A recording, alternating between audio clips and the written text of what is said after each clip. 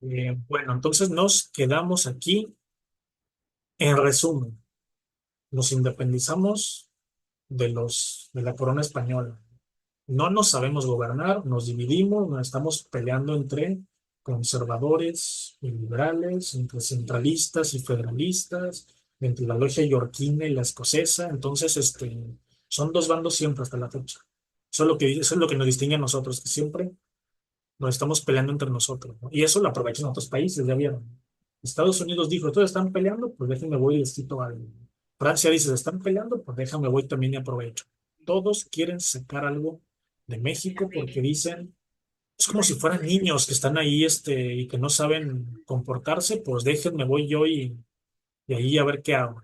Déjenme voy yo y a ver qué les puedo quitar. Entonces vamos aquí. Ah, bueno, tenemos un emperador que es Iturbide, primer imperio mexicano. No nos gusta y lo quitamos y ponemos una república, ¿no? Y luego gana Santana y se hace dictador, no nos gusta y luego lo quitamos. Y luego con el plan de Ayutla, la revolución de Ayutla.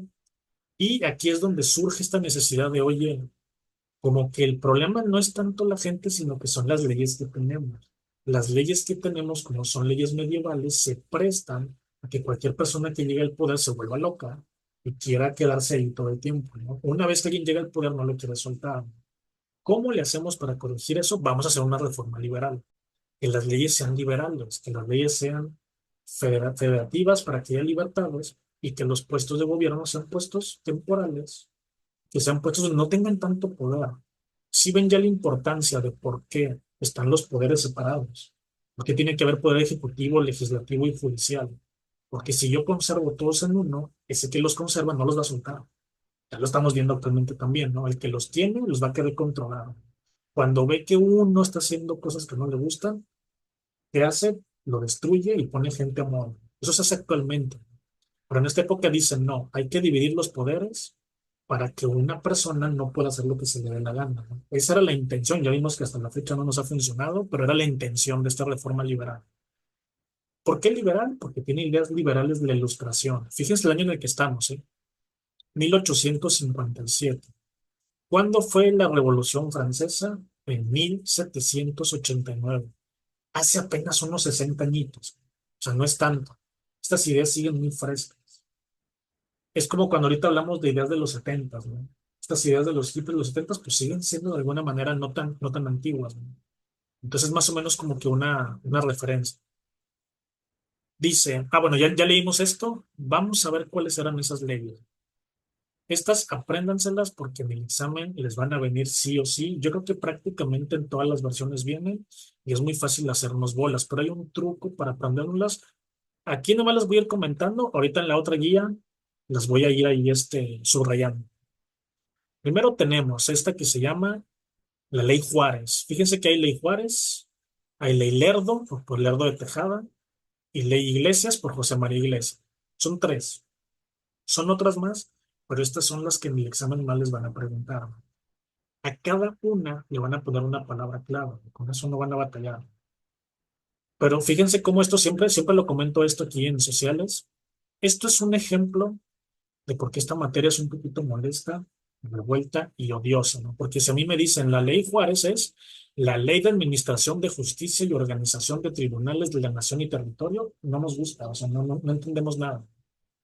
Y luego dice, fue expedida por el ministro de Justicia Benito Juárez, ya está. La ley Juárez limitó en su carácter penal a los tribunales del fuero eclesiástico para que solo puedan atender aquellos asuntos relativos a la religión, así como también a los tribunales de la milicia para que se limitaran a juzgar asuntos exclusivos del fuero militar. Entendimos con eso, no mucho, ¿verdad? Mucha palabra técnica. Aquí ustedes esto, si tienen dónde apuntar, apunten esto. Se llama Ley de Administración de Justicia. Organización de tribunales. ¿Qué hago cuando organizo tribunales? Cuando organizo tribunales les digo, oye, tú eres el tribunal militar, encárgate de lo militar. Tú eres el tribunal del clero, encárgate de las cosas del clero. Tú eres el tribunal civil, encárgate de las cosas de la gente. ¿Se fijan? Eso es una organización tribunal. En estas épocas, fíjense cómo dicen, tribunales eclesiásticos de la iglesia. Y luego dice, tribunales de la milicia son los militares. En esta época, la iglesia era la que estaba metida en todos los tribunales. La iglesia era la ley, la iglesia era la que decidía todo. Benito Juárez lo que dice es, espérate, no es correcto que si yo soy un ciudadano me juzgue un religioso o me juzgue un militar. Yo no soy un militar para que me juzguen como militar, ¿no? No me va a juzgar una corte militar. Yo quiero que si yo soy ciudadano, me juzgue una corte civil. Pero en esta época no existe una corte civil, no existe lo que conocemos como civil, aquí no existe. Y no quiero que me juzgue la iglesia, porque me va a juzgar de hereje si yo quiero pensar una cosa diferente. Si se fijan, entonces tenemos Ley Juárez, organización de tribunales. Pónganle ahí ustedes con sus palabras, que cada quien se encargue de lo que le toca. Así pongan. Juárez hizo que cada tribunal se encargue de lo suyo, cada quien a lo suyo. Por eso se llama administración de justicia. ¿Quién administra justicia? Los tribunales. Y Juárez lo que va a hacer es decir, Estado, encárgate del Estado, Iglesia, encárgate de la Iglesia, militar, ejército, encárgate de lo militar. Tan, tan. Juárez va a poner todo en su lugar. Si bien la ley Juárez permitió que siguieran existiendo tribunales eclesiásticos y militares, les canceló a ambos su facultad para intervenir en asuntos relativos a la vida civil. Si se fijan, o sea, no es como que los desapareció, les dijo, ustedes no están haciendo nada malo. Repito, no es que la iglesia esté mal, no es que la iglesia haga cosas malas, sino que te estás encargando de cosas que no te tocan. Pues encárgate nada más de lo que tiene que ver con el fuero eclesiástico, ¿no? O sea, lo que tiene que ver con la iglesia, ¿no? Eso es la ley Juárez. Entonces, ley Juárez, organización de tribunales. ¿Cómo van a impartir justicia? Esa es la ley Juárez, ¿no? Que la hace Benito Juárez. Y luego tenemos la ley Lerdo. Fíjense el nombre asqueroso que tiene. Ley de desamortización de fincas rústicas y urbanas, propiedad de corporaciones civiles y religiosas. Entendimos por ese título, nada, ¿verdad? ¿Alguien de ustedes sabe o tiene más o menos una idea, los que sepan un poquito ahí de administración? ¿Alguien de ustedes conoce esta palabra? Desamortización, o finca, o rústico, o urbano, que qué feo, ¿no? Esta palabra desamortización, a lo mejor sí tenemos una idea más o menos de qué es. ¿Alguien de ustedes la conoce? Si alguien la conoce, me la escribe, ahorita me la dice, pero ya sabemos que desamortización es lo contrario de amortizar. Amortizar es como que algo está muerto, pero no me dicen nada todavía, ¿no? Ahí les va. No sé si ustedes han escuchado que, por ejemplo, los bancos, sobre todo, tienen una cosa que se llama archivo muerto. ¿Alguien de ustedes ha escuchado esa palabra archivo muerto? Porque casi todas las empresas deben de tenerlo. Dice, Sí, es como, sí, es como, el archivo muerto es papeles ahí, bueno, no olvidados, pero archivados, ¿no? O sea, ya de años atrás. O, sí, no es correcto, María, es correcto, lo dijiste muy bien. Eso es un archivo muerto, ¿no? Ahorita estoy leyendo aquí los comentarios, dice desarmar, bajar su monto o valor. Por ahí va, ¿eh? Todos están en el mismo canal, todos vamos ahí bien. A ver, ¿alguien quiere decir algo? Dice que alguien levantó la mano. Bueno, a mí también me explicaron que, por ejemplo, cada cierto tiempo depuran esos documentos que ya no sirven y los tenemos que hacer pedacitos, Muy bien. porque si no, pues es un peligro tenerlos ahí en la empresa, pero entonces tenemos que quitar esos documentos que ya no nos sirven. Es correcto también, eso es parte de, ¿no? Archivo muerto, eso es también parte del archivo muerto, ¿es correcto, Rosanelda? Entonces, básicamente, ¿qué es? Porque todos dieron la respuesta correcta, pero él les va. Cuando algo está en el archivo muerto, todos lo contestaron, pero con diferentes palabras. A ver, alguien aquí está también poniendo algo. Dice que es una depuración. Ojo, eso que comenta ahorita la compañera, la depuración es algo que se hace con el archivo muerto ya que lo tenemos, ¿no? Sí, hay que depurarlo porque si no se va acumulando. Pero a ver, ¿qué es el archivo muerto de una empresa? Imagínense que yo soy un banco. ¿Qué hacen los bancos? Los bancos mandan construir casas con inmobiliarias que luego van a vender, ¿no? Que van a dar con crédito.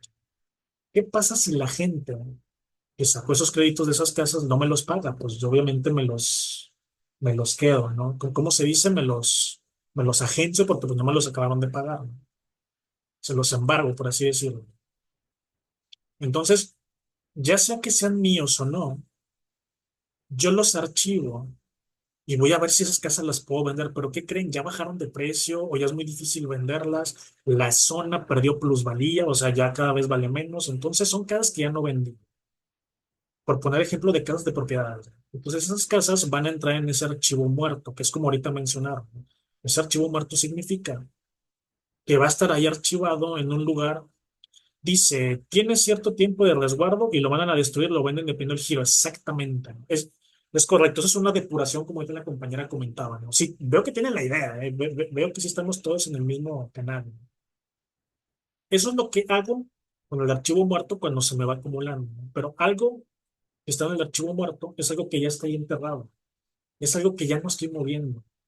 Es algo que en algún momento me agencié o en algún momento me gané, que muchas cosas, por ejemplo, muchas propiedades del archivo muerto no tienen dueño.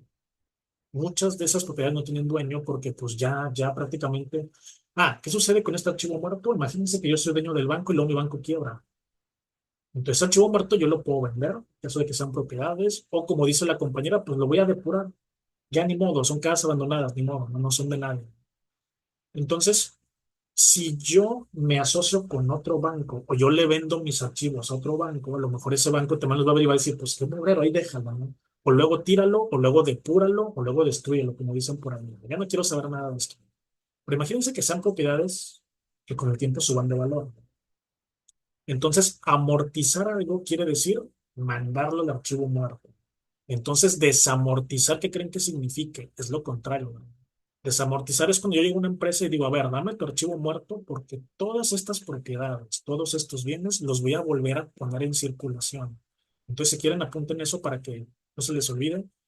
Desamortizar es volver a poner en circulación estos archivos, estos documentos. Amortizar quiere decir sacarlos de circulación, aventarlos a un archivo muerto y que no circulan. Desamortizar es sacarlos de ahí. ¿Sí queda claro? Alguien de ustedes se me hizo bolas. Yo sé que esto no es matemáticas, pero como quiera está medio tedioso y medio Profe, molesto. ¿Sí? amortizar es activar o desactivar. Buena pregunta. Qué bueno que le dices así. Amortizar es como desactivarlo. Sí, no se me ha ocurrido. Me gusta más así. Amortizar es cuando digo, esto guárdalo, desactívalo, ahí mételo. Ya no quiero saber nada. Eso es amortizar, porque lo estoy, como quien dice, amortizando, lo estoy matando.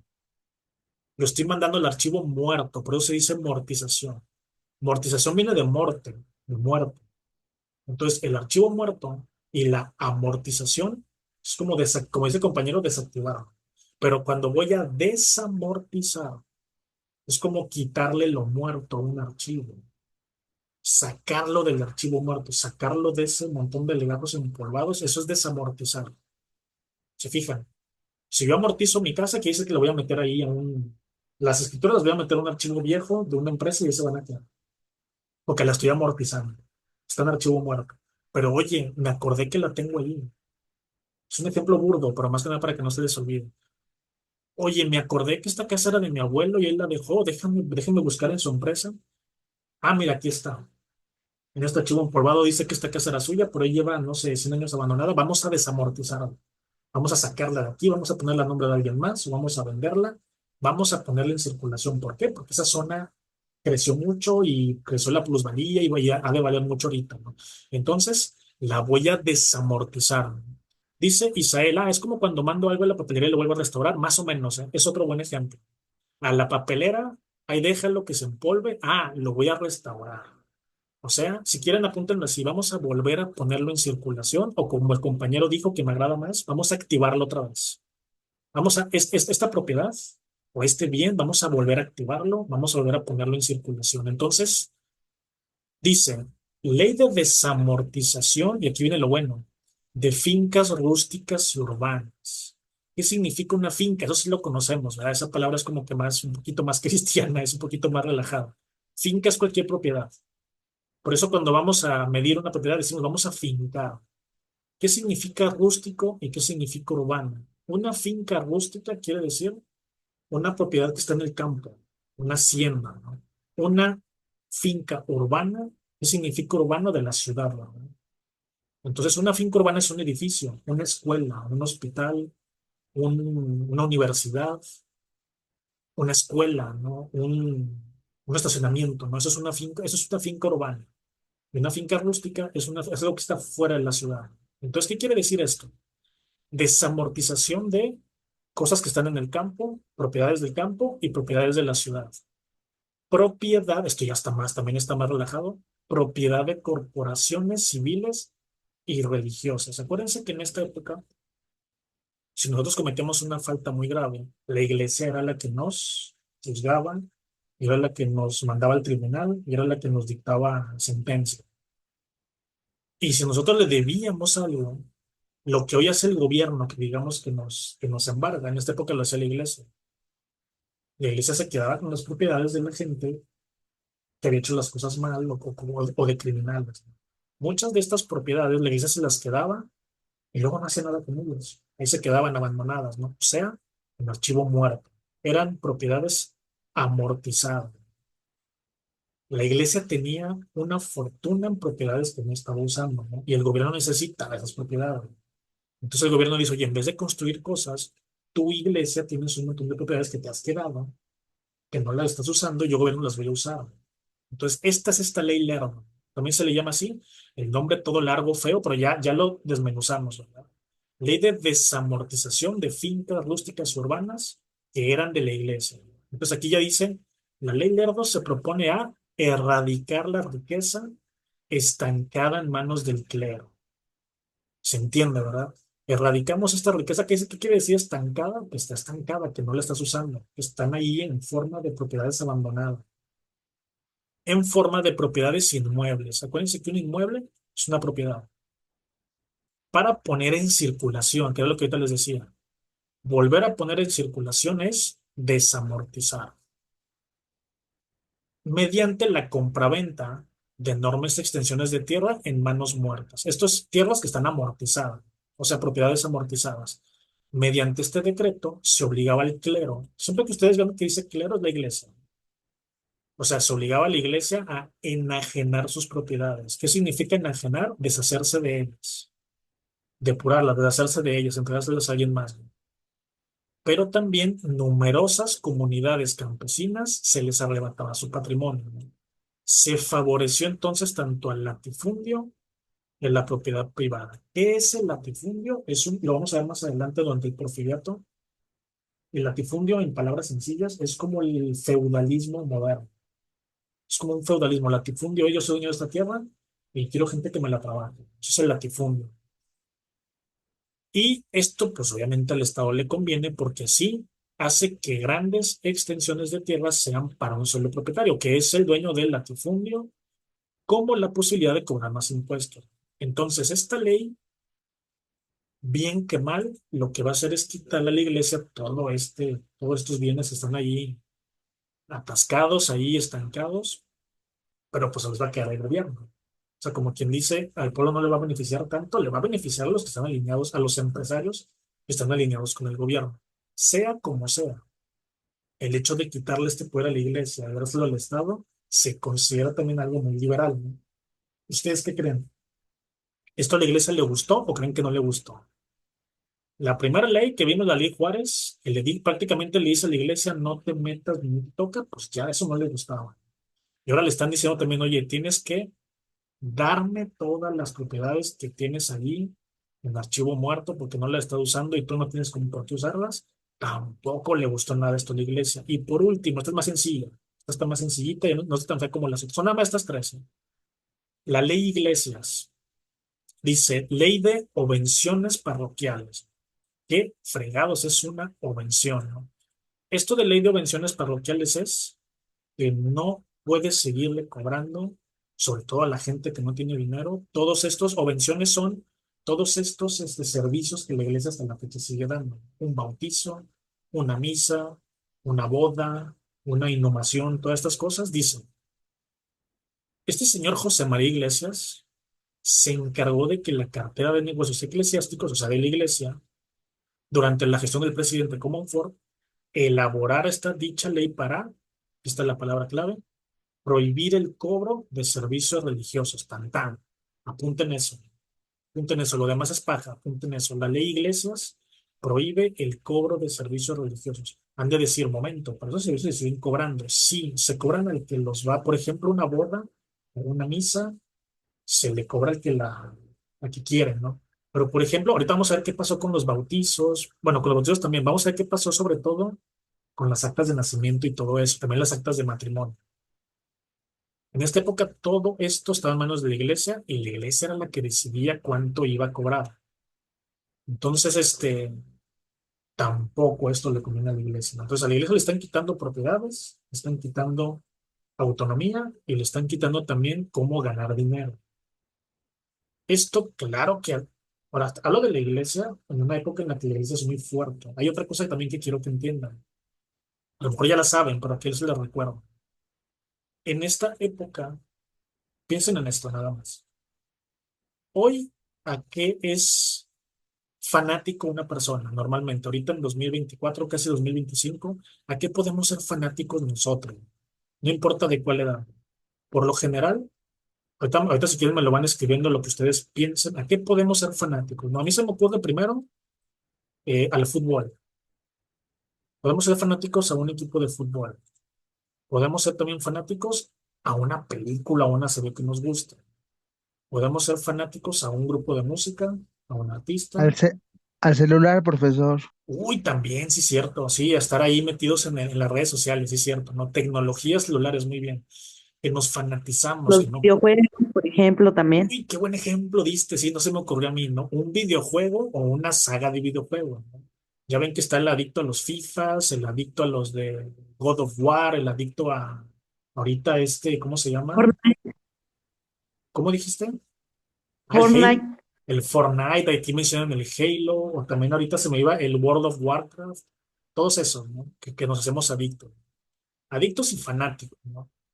Imagínense en esta época, estamos en los 1800, ¿no? ¿A qué podemos ser fanáticos? Si no hay equipos de fútbol, ni de béisbol, ni de americano, ni nada, no hay bandas de música como hoy las conocemos. Si queremos oír música, hay que ir a escuchar una orquesta. No hay videojuegos, no hay televisión, no hay radio. ¿A qué puede uno ser fanático? O sea, piensen en eso. Lo único que aquí nos daba identidad y nos daba también como que ir a un lugar era la iglesia. La iglesia en esta época, suena muy raro que lo diga así, pero hay que entender por qué es muy importante esta etapa, ¿no? La iglesia es como la red social de esta época. Ir a misa en la salida era donde uno iba a ver a las muchachas o donde las chavas iban a buscar un novio, ¿no? Era fuera de la misa o en la misa o allí en los retiros donde uno iba a conocer gente. En las placitas afuera de la iglesia uno se juntaba allí también a socializar, ¿no? Entonces, una cosa que ahorita no mencioné. En estas épocas, cuando uno estaba a favor de esta constitución, a uno lo amenazaban con la excomunión, con excomulgarlo. Si a mí ahorita la iglesia o alguien me amenaza con la excomunión, pues no pasa nada, ¿no? O sea, como que no es la gran cosa, o a lo mejor para la mayoría, para algunos sí. Pero en esta época, que uno estuviera de acuerdo con esta constitución, era estar en contra de la iglesia. Y si uno la apoyaba y apoyaba al bando liberal, la iglesia nos excomulgaba. Y en esta época que la iglesia te excomulgue es el equivalente. Imagínense que ahorita a ustedes una autoridad, no sé si sea ¿cómo se llama el dueño de Facebook? Creo que se llama Zuckerberg, ¿no? Algo así, Mark Zuckerberg, creo. Imagínense que el dueño de Facebook nos diga, tú nada más tienes un usuario y con ese usuario tienes un Facebook, un Instagram, un TikTok y un WhatsApp. Imagínense que si ustedes lo hacen enojar, les dice, ya no vas a poder usar Facebook. Nada más, ¿no? Si Facebook, ya no vas a poder usar redes sociales. Te dejo el WhatsApp para que te comuniques, pero ya no te voy a dejar usar redes sociales. Si se fijan, no es el fin del mundo. No pasa nada, la vida sigue. Pero estaremos muy aburridos, ¿no? Porque todo el mundo está en la red social, todo el mundo va a estar viendo memes cada que haya un evento y nosotros no. De alguna manera sí nos excluye. Imagínense, si sentimos fue cuando nos bloquean, a ustedes les ha pasado, ¿no? Que los bloquean 7 días o una semana o un mes, se siente gacho, ¿no? Uno está navegando y no puede reaccionar ni comentar, ¿no? Bueno, imagínense que nos digan no puedes ya socializar aquí. Eso es un equivalente en esta época, ¿no? Entonces, todas estas leyes que estamos viendo aquí, los que la promulgaban eran enemigos de la iglesia y los que estaban a favor de estas leyes también eran enemigos de la iglesia, ¿no? Entonces, estos dos bandos de conservadores y liberales aquí más que nunca van a estar totalmente polarizados, o sea, en los extremos. No se quieren ver, no quiere uno dialogar con el otro, no quiere uno discutir con el otro porque se consideran enemigos. Los conservadores consideran que los liberales son satánicos, son malvados, son demonios que acaban de salir del infierno, no quieren ni siquiera verlo. Y los liberales ven a los conservadores como simios, como personas medievales, como trogloditas, ¿no? Como personas que no tienen cerebro, que nada más están siguiendo lo que la iglesia de esa época les dice, ¿no? Si se fijan, son dos grupos muy, este, aunque son parte de un país, piensan de maneras muy diferentes. Entonces, nunca se van a poder reconciliar, hasta la fecha no lo están, ¿no? Entonces, estas tres leyes son las que más les van a preguntar en el examen, ¿no? Las tres leyes son leyes que hacen los liberales, con esta constitución liberal en contra de la iglesia. A la iglesia esto no le gusta y esto va a provocar una guerra, que ahorita les comenté. Entonces, acuérdense. Ley Juárez, organización de tribunales, cada cosa en su lugar. Ley de desamortización es la que le quita propiedades a la iglesia. Aquí la palabra clave es propiedad. Esta es la ley Lerdo. La ley Juárez, acuérdense que Juárez es conocido porque es el que separa la iglesia del Estado, ¿verdad? Y lo hace con los tribunales. En los tribunales Juárez separa iglesia del Estado. Si se fijan, estas dos leyes no separan iglesia del Estado. Eso es más, por eso Juárez es más conocido por eso, porque separa el tribunal eclesiástico de la iglesia del militar y el civil, que es de la gente y de la milicia. Y la ley Lerdo nada más es propiedades, ¿no? Sacarlas de ese archivo muerto y ponerlas en circulación. Y por último, la ley Iglesias es idónico que se apellide Iglesias y vaya en contra de la iglesia, el que no le permite ya cobrar. Y si una iglesia te está cobrando, te dice que no lo hagas, que está mal. Entonces tenemos esto, y aquí también tenemos esto de aquí, la ley de libertad de cultos, que también la decreta Benito Juárez, que es la que todo mundo puede creer en lo que quiera. Esto es muy importante. La ley orgánica del registro civil. Por esto es por lo que hoy cuando nos casamos decimos por el civil o por la iglesia. Nos podemos casar por el civil sin tener que ir a la iglesia, sin tener que pagar una misa ahí bien cara y todo. Como quiera que estás es bien caro, ¿verdad? Uno lo paga de muchas formas, pero uno va al registro civil. Otra cosa, en esta época no existía el acta de nacimiento, no existía el acta de defunción. Existía lo que se usaba como acta de nacimiento en esta época, era la fe de bautizo. Cuando uno se bautizaba, se consideraba que ese día uno nacía, porque nacía en la fe católica, ¿no? Eso era el acta de nacimiento en esta época. Y nadie te podía bautizar más que la iglesia. Esto, al crearse el registro civil ya puede, como en nuestros días, como actualmente, es el que expide las actas de nacimiento. Que sí nos cuestan unos 50 60 pesitos, pero bueno, eso cuestan aquí en manos donde estoy yo, pero ya tenemos que ir a un registro civil, no tenemos que ir a bautizar a nuestro hijo, ni tenemos que ir allí a pagar por una misa, ni nada. Entonces, en el registro civil nos podemos casar, nos podemos divorciar, podemos registrar a nuestros hijos y también ahí es donde se registra una defunción. Ya no tenemos que ir por un acta de, bueno, todavía existe lo que es el acta de exhumación, pero eso ya es un proceso aparte. Pero aquí es el acta de defunción más que nada. Y aquí está, ¿no? Ley de nacionalización de bienes del clero y separación de asuntos entre Estado e Iglesia, que es la que decreta Benito Juárez. Por eso Benito Juárez, como les dije, es conocido por esto. Entonces, esto es la Constitución. Aparte, entre otras cosas, tiene esto que ya vimos, el establecimiento de los tres poderes, ejecutivo, legislativo y judicial. Esto ya lo vimos. El presidente de la República y el de la Suprema Corte, designados por elección popular. Los derechos del hombre, igualdad y libertad, las garantías individuales. Esto ya lo vimos en la Ilustración. Esto también está en los derechos del hombre de la Revolución Francesa. La soberanía nacional emanada del pueblo. Y federación que queda integrada, en este momento eran 24 estados, porque había muchos que estaban juntos y después se van a separar, y la Baja California. Esta, estas leyes de reforma van a provocar esta guerra que la vamos a ver muy rápido. Aquí nada más hay que entender esto. De 1858, un año después de la Constitución del 57, va a empezar esta guerra y va a durar 3 años. También se le llama guerra de los 3 años. La guerra de reforma de los 3 años es la misma, ¿no? No vamos a entrar en mucho detalle, nada más si quiero que veamos esto de aquí. Aquí, si se fijan, está lo mismo que ya vimos, pero aquí está muy resumido. Por eso quería que lo viéramos con la otra guía. Quiero que vean esto de aquí. Tanto los liberales como los conservadores buscaron apoyo para su causa en el extranjero. Los liberales hicieron su ejército y los conservadores hicieron el suyo. ¿De quién era el ejército de los liberales? Este es el de Benito Juárez. Y el de los conservadores era, el nombre aquí está de este lado, es Félix María Zuloaga. No sé que está aquí arriba. Sí, aquí está, Félix María Zuluaga y Benito Juárez. Ah, Zuluaga es el que él va a tomar la presidencia en la Ciudad de México, pero del bando conservador, y Benito Juárez va a establecer su gobierno constitucional en Guanajuato. Vamos a tener dos presidentes en esta época y son los que van a estar luchando, cada quien con su propio ejército. Entonces, aquí estamos viendo, como les dije, liberales de Juárez, conservadores de Zuloaga.